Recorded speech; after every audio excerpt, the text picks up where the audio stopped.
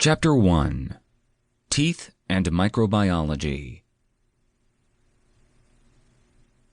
Just over 300 years ago, a young, restless Dutchman developed the strongest microscopic lens that had ever been created in the world at the time.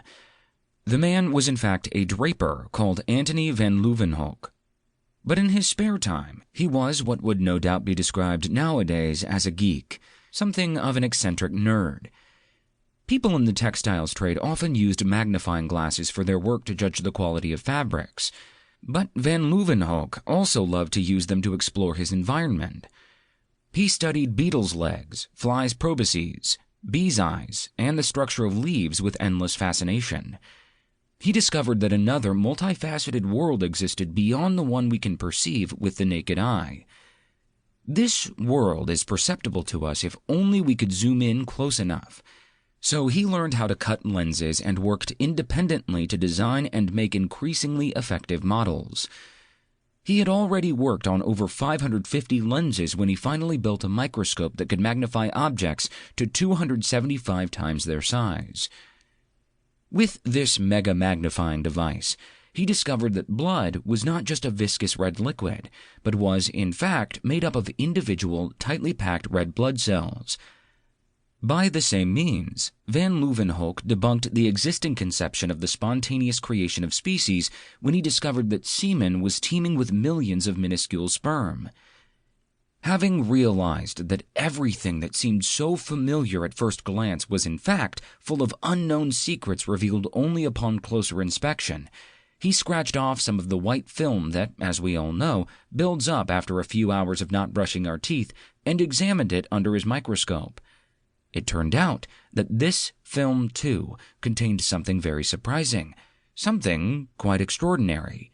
It was teeming with living organisms.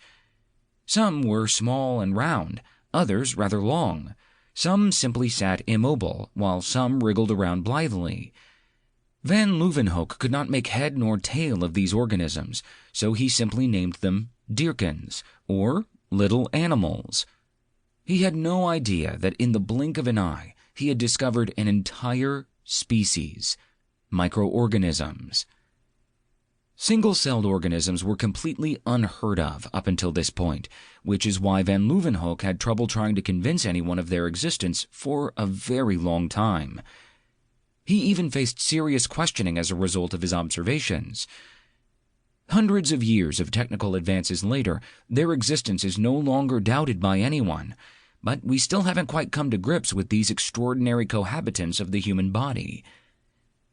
What scientists are sure of is that microorganisms, such as bacteria, fungi, and viruses, are some of the toughest, most persistent creatures in the entire world. We can trace their existence back to the Big Bang, some 13.8 billion years ago. Microorganisms even had the Earth to themselves for 3 billion years, until other forms of life came to join them. They simply adjusted to living with every new living being that appeared, and to this day, they can settle on just about any material. They live on plants, hang out on animals, and can be found in all types of soil, sediment, and rock. They can live a comfortable existence on glacial ice, hot springs, or radioactive deserts. Some have even left Earth on spacecraft. But microorganisms don't just sit there doing nothing. They play an active role in shaping the world and everything in it.